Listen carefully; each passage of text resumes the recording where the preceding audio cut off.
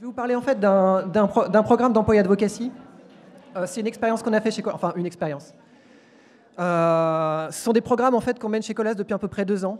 Il y a 3 typologies de programmes en fait. Il y a des employé advocacy, je ne définis pas, hein, c'est des programmes d'ambassadeurs au niveau d'une entreprise. L'idée c'est de faire partager un maximum de collaborateurs, enfin faire en sorte qu'un maximum de collaborateurs partagent des contenus corporate sur les réseaux sociaux et nous ouvrent effectivement leur audience personnelle pour diffuser nos messages de marque employeur. En gros, c'est ça.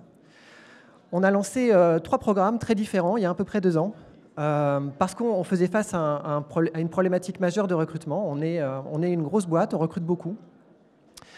On est un des leaders mondiaux des travaux publics, on fait de la route.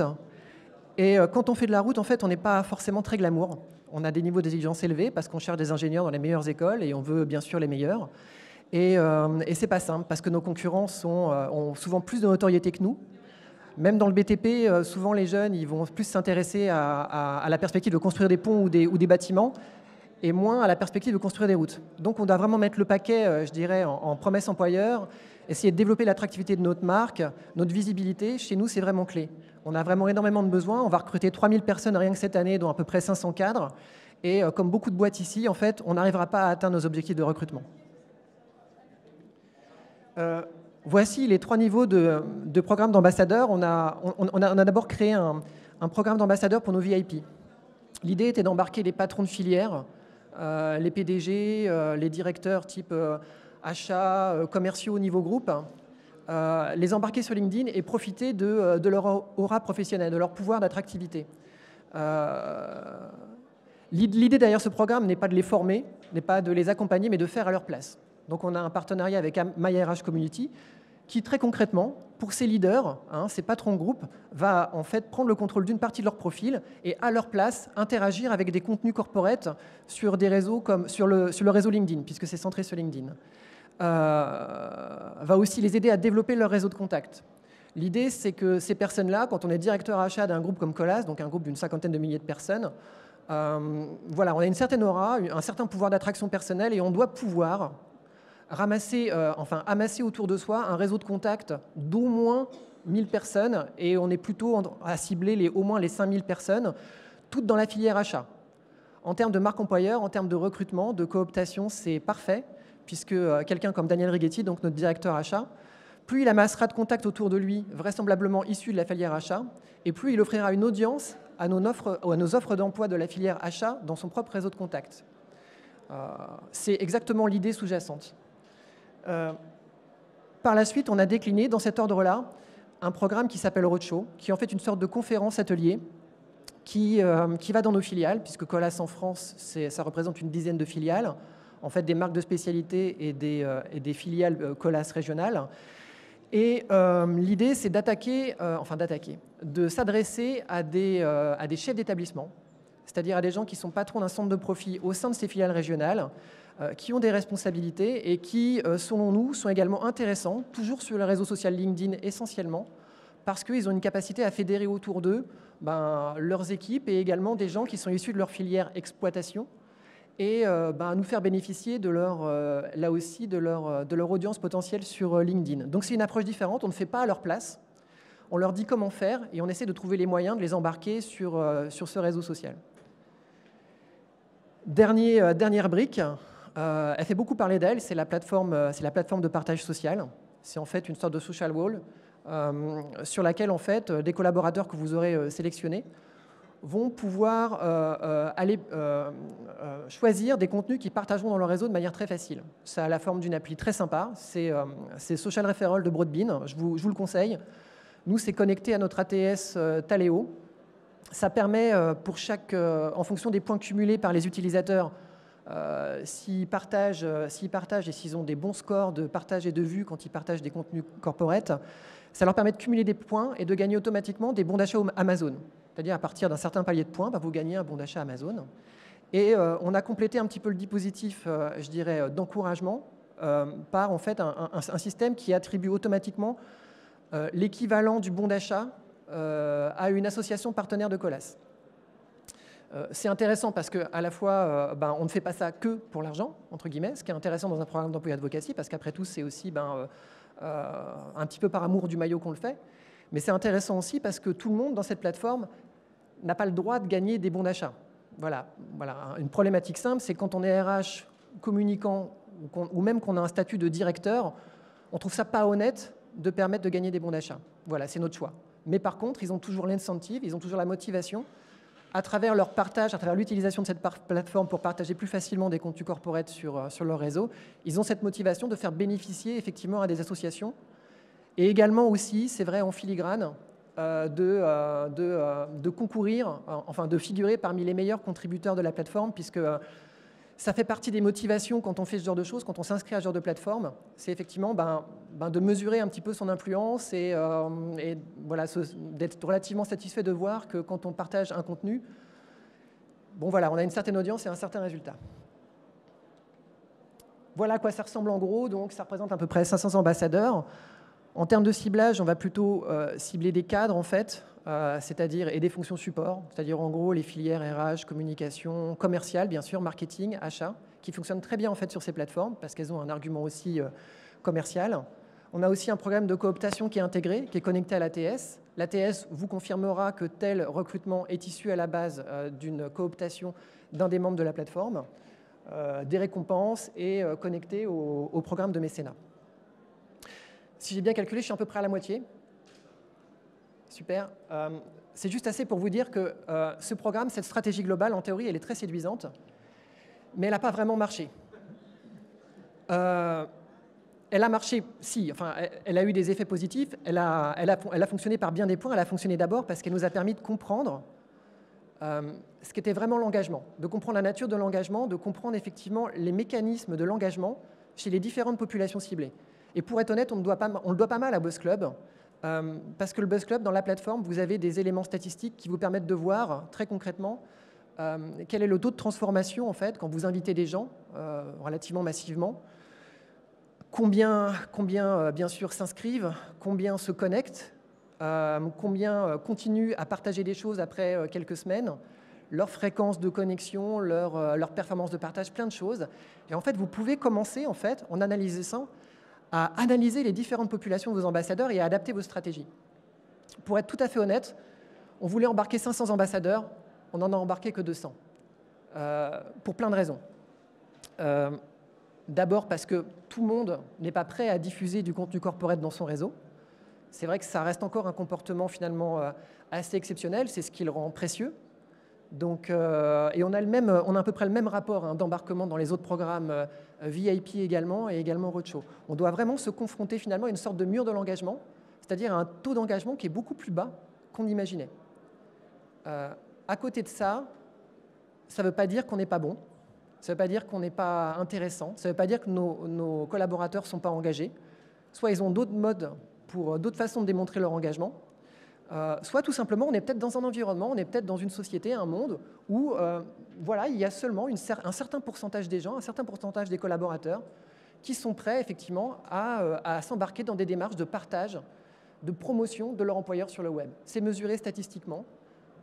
C'est d'ailleurs beaucoup plus bas en Europe qu'aux États-Unis. Il y a une étude Altimeter qui situe le pourcentage en fait, des employeurs qui contribuent sur une plateforme de partage comme le Buzz Club à environ 7% en Europe, contre 14% aux États-Unis.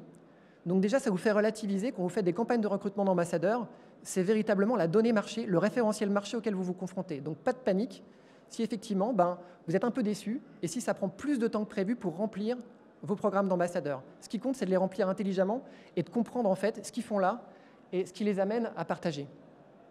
Le vrai retour d'expérience, et ce que je voulais partager aujourd'hui, c'était surtout que en fait, quand on commence à s'intéresser à comment embarquer davantage d'ambassadeurs dans ces programmes et comment les faire davantage contribuer, c'est comprendre, c'est d'abord mieux les cibler, c'est-à-dire ne pas se tromper. Typiquement, on avait ciblé, par exemple, comme vous tous, enfin tous ceux qui ont fait des programmes d'employés advocacy, on avait ciblé des jeunes DIP, cadres. On avait ciblé, bien sûr, nos collaborateurs qui sont déjà présents sur les réseaux sociaux, donc qui partagent déjà. Donc, dans notre esprit, c'était évident, c'était gagné d'avance. Eh bien, ça n'a pas fonctionné. Enfin, ça n'a pas fonctionné aussi bien qu'on l'espérait. Quand vous parlez à des jeunes, en fait, quand vous vous intéressez à leur pratique des réseaux sociaux, oui, c'est vrai, ils sont tous sur les réseaux sociaux et ils sont à l'aise sur les réseaux sociaux, mais c'est surtout Facebook, c'est surtout Instagram. C'est pas trop LinkedIn. quand on commence sa carrière, LinkedIn, on ne sait pas trop par quel bout le prendre. Souvent, votre école vous a dit que c'était bien d'être là. Votre employeur vous a dit que c'était bien d'être là. Mais en fait, concrètement, dans vos premières années de carrière, à moins que vous ne soyez un commercial ou un chargé de recrutement, LinkedIn, vous allez commencer par ramasser quelques contacts à droite à gauche, quelques dizaines, qui vont être vos proches, vos collègues, peut-être vos anciens camarades étudiants. Et véritablement, vous n'êtes pas mûr pour en faire une exploitation professionnelle. C'est-à-dire demander à ces gens-là, qui ont dans leur réseau quelques dizaines de contacts, qui sont plutôt des proches, de partager un contenu type Colas a décroché un contrat à l'export, c'est presque indu. Voilà. On aurait dû y penser avant, ça je vous le concède, mais bon. Donc on fait avec, et effectivement aujourd'hui on a une approche complètement différente. Ce que je vais vous montrer là très rapidement, parce qu'il doit me rester à peu près 10 secondes, c'est en fait ce qu'on a constaté chez notre population d'ambassadeurs le plus logiquement embarqué, le plus performant, le plus naturellement enclin à partager sur les réseaux sociaux et notamment sur LinkedIn. Et c'est nos chefs d'établissement. Portrait robot, soit ce sont des Bac+2 qui sont arrivés par l'expérience, ils ont une quarantaine d'années, ils ont fait toute leur carrière chez Colas, soit ce sont des ingénieurs, ils sont arrivés par la filière ingénieur, ils ont à peu près une petite dizaine d'années, ils ont une trentaine d'années d'expérience et ils n'ont connu également que Colas. Ces gens-là sont des ambassadeurs naturels, pour plein de raisons. Je vais vous expliquer en rebalayant ça, mais c'est vraiment eux aujourd'hui qu'on cible. Et c'est pour ça que ça prend un petit peu plus de temps pour embarquer 500 personnes dans la plateforme, parce qu'on a décidé, suite à ces expériences-là, de ne pas faire du volume, mais d'essayer de faire de l'intelligent, de prendre le chemin long. On va embarquer sur cette plateforme que des gens dont on sait qu'ils vont effectivement partager les choses, qui vont prendre plaisir à le faire et qui vont le faire dans la durée.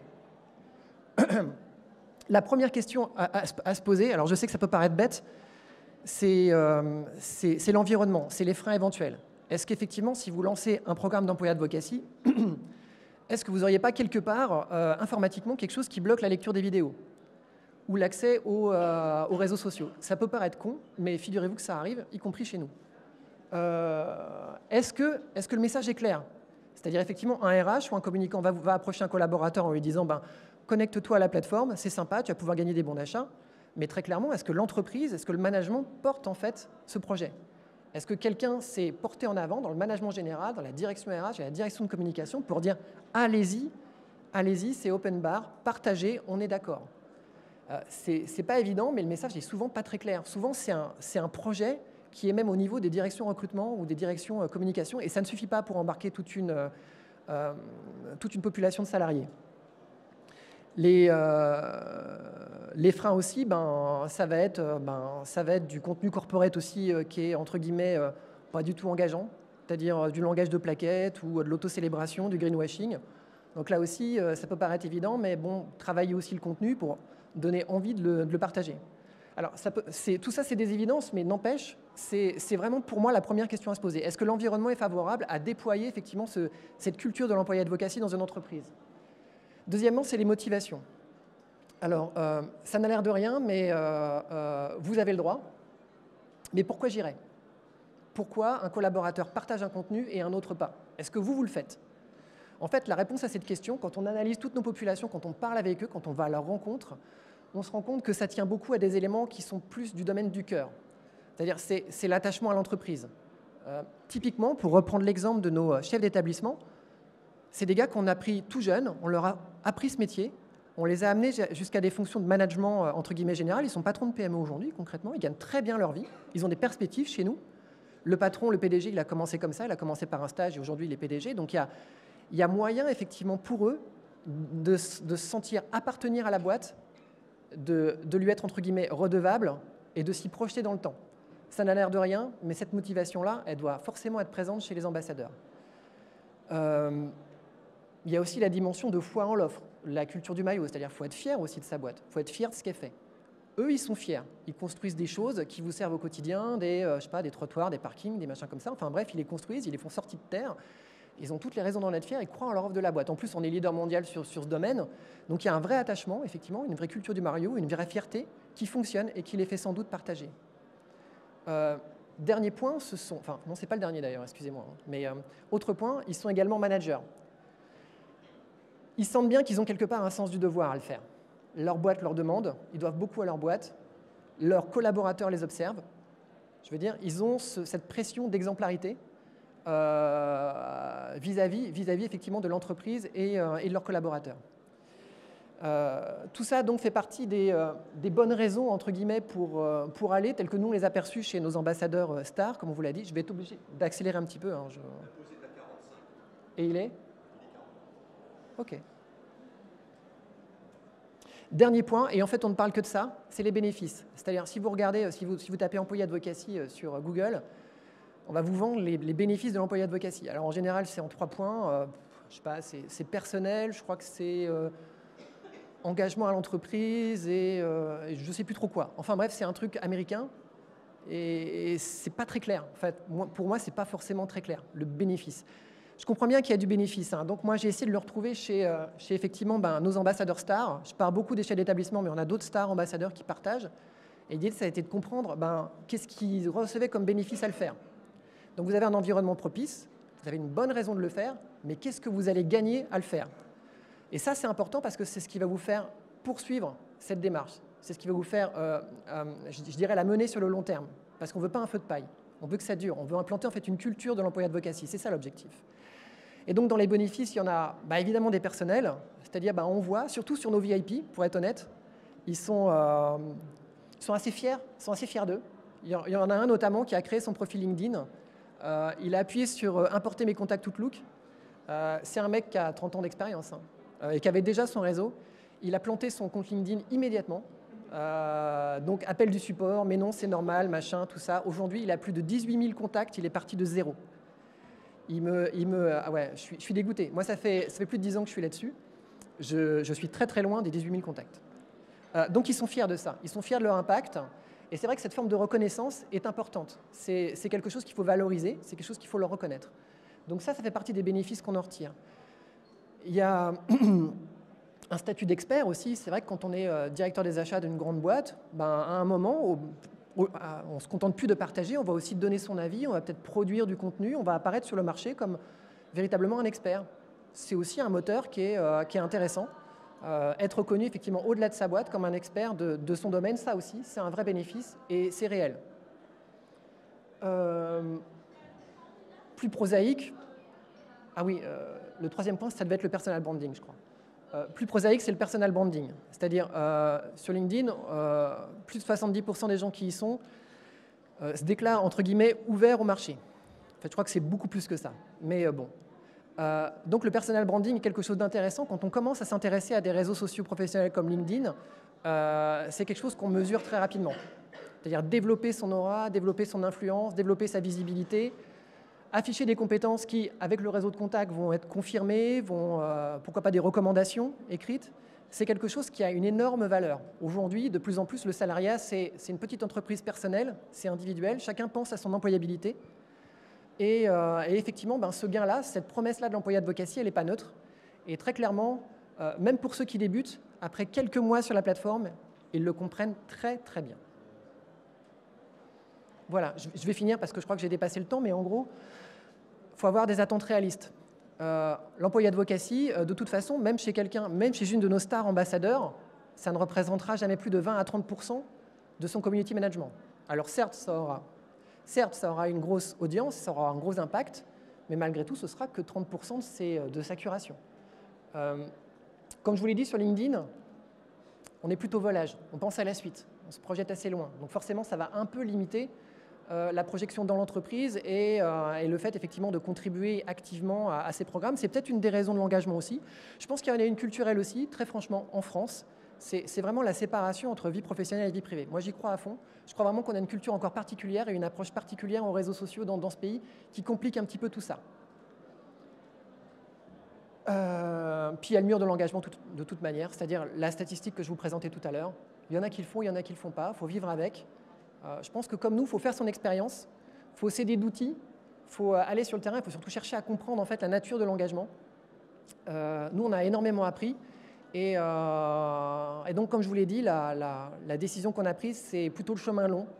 C'est-à-dire, une fois qu'on a identifié ces ambassadeurs à potentiel, entre guillemets, des gens qui vont le faire et qui vont être heureux de le faire, c'est eux qu'on va cibler et on va aller les voir, pratiquement un par un, dans le monde entier.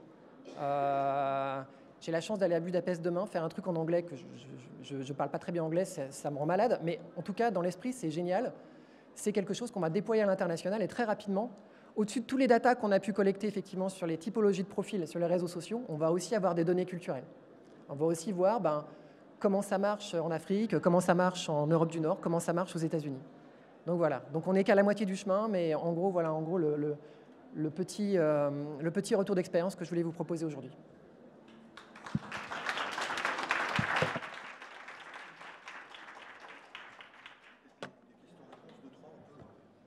Apparemment, on a peut-être du temps pour une question ou deux.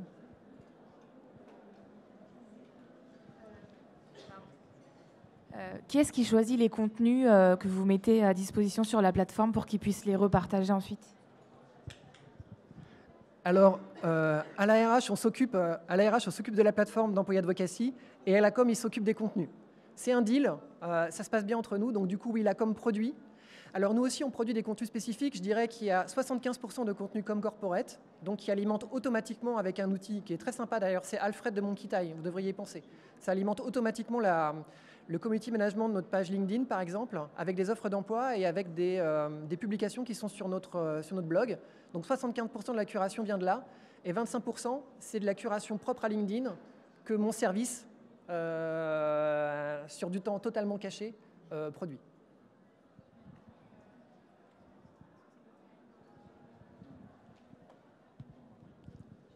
Je n'étais pas là au début, alors peut-être que vous en aviez parlé. Vous parlez de comprendre la nature de l'engagement. Comment vous avez réalisé? Est-ce que c'était au travers d'enquêtes? Comment vous y êtes pris? Comme je vous l'ai dit, déjà, je pensais quand on a lancé ça, on s'est fondé sur des enquêtes un petit peu américaines, très globales, pas du tout précises, et ça nous a planté. Donc vraiment, c'est notre expérience à nous, c'est complètement endogène. C'est en allant à la rencontre des ambassadeurs, en observant à travers la plateforme, le Buzz Club, les comportements des différentes populations, et en allant à leur rencontre. C'est vraiment du total empirique. Et pour être honnête, pour la petite histoire, j'ai lâché les jeunes bips en ayant une discussion avec ma chargée de recrutement et de marque employeur, que je suis allé voir un jour et que j'ai dit, mais pourquoi tu ne partages pas sur la plateforme? Tu es chargé de marque employeur Colas, pourquoi tu ne partages pas sur la plateforme? Et elle m'a dit, ah mais non, c'est mon compte LinkedIn, je peux pas, c'est pas professionnel, c'est personnel. Et vraiment, je suis tombé de ma chaise. Mais je me suis remis en question moi, on s'est remis en question nous. C'est nous qui avions tort en fait et elle qui avait raison. On s'est trompé de cible. Il fallait juste leur parler, quoi, et pas se fier à des enquêtes globales qu'on trouve sur le web. Il faut faire ces expériences, à la fois en typologie de population et en type de programme. D'ailleurs, les 3 programmes sont très différents. Je ne suis pas sûr qu'on puisse mélanger les populations, mais à chaque population correspond un type précis de programme.